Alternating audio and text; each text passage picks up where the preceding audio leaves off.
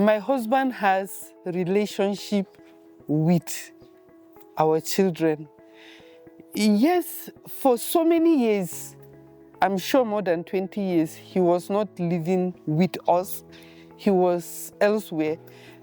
But in one day, he can call you 10 times.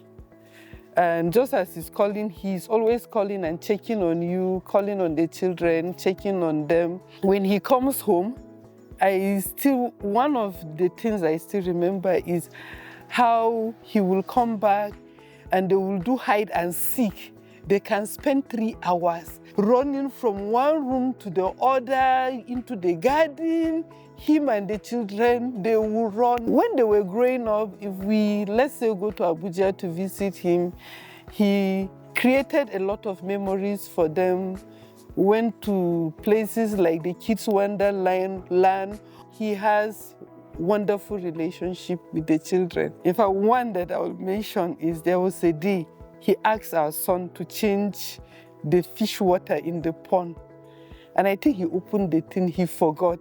I was with my son in the house, but my son did not tell me that he emptied the pond and all the fishes died. He called his father because he felt he was safer telling his father.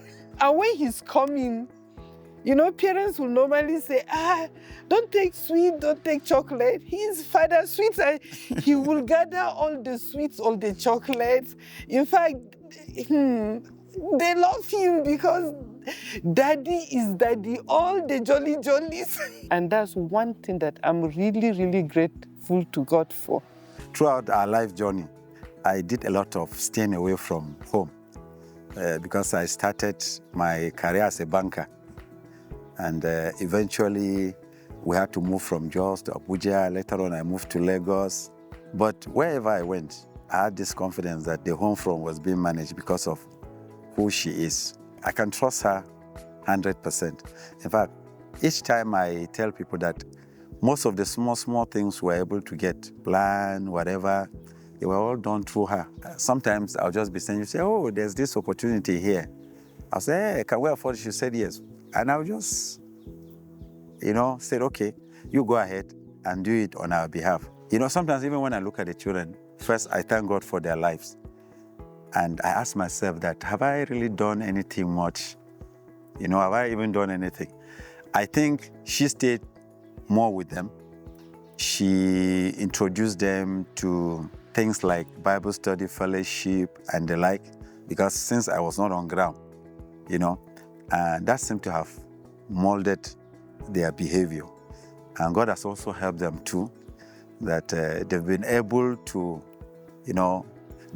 give themselves back to society in one way or the other, in whatever little ways that they can find. I am Samuel, and she is Kempia. We got married 7 December 1996. That's about 28 years. He holds his family in high esteem. Generally, he's a kind human being. Anywhere he goes to, I know that he's called Uncle Sam. I know I've had people ask me, how can your husband be this and you let it be? But deep in my heart, I tell myself that if he's not kind to other people, he won't be kind even to me. Marriage is one of those things that changes the dynamics of living, that you don't live for yourself. If you come into marriage and all that you're thinking is yourself, then you're not ready for it. So one of the first things you should think is that now you don't live just for yourself, you live for the other person. Once you make a decision to get married, just know that you're mortgaging, anything that is self. So you should embrace the other person, accommodate whatever he's coming in, try to build the person. I have a daughter, and I've always felt that if she's going to get married and somebody's going to kill her dreams, no, I don't expect her to just say, let her have her way, but at least let her be human, let her achieve her potentials. He has never seen me as a competitor, not at all, not even for once. He just simply trusts and believes that all is well. And as I said, it's not a competition. In fact, he encourages me, he supports me through anything that I'm doing. He supports me even during my studies to become who I am today.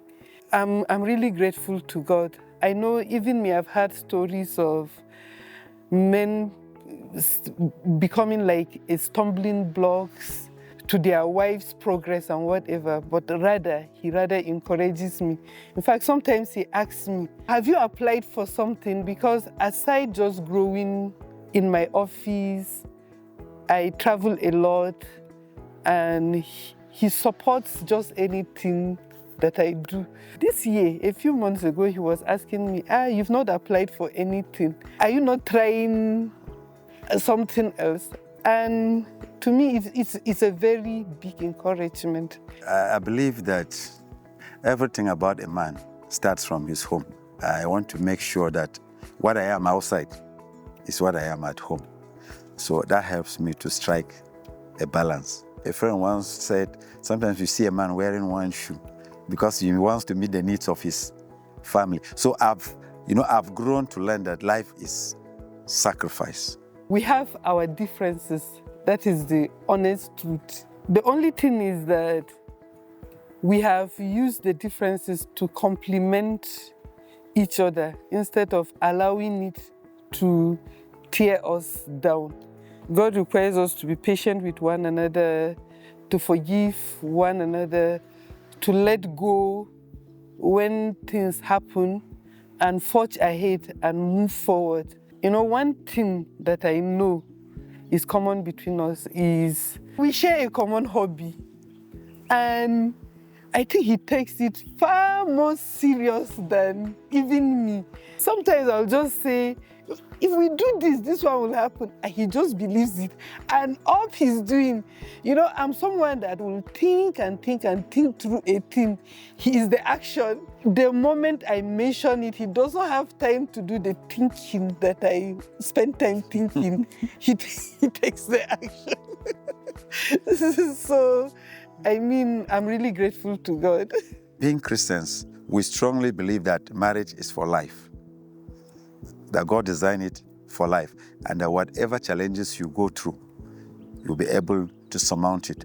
I am a very disorganized. I can just enter that room and remove my shoe now and throw it anywhere, and off I am in the garden. You understand? But over the years, nobody actually takes that seriously. Sometimes, okay, somebody just move the shoe and put it in the other place. My principle in life is that life should be lived at ease and not stress. I believe that you respect me, you respect my views, my opinions, and I respect you. I respect your views and your opinions.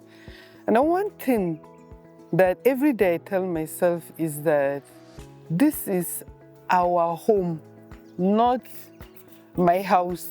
Please don't forget to like and subscribe.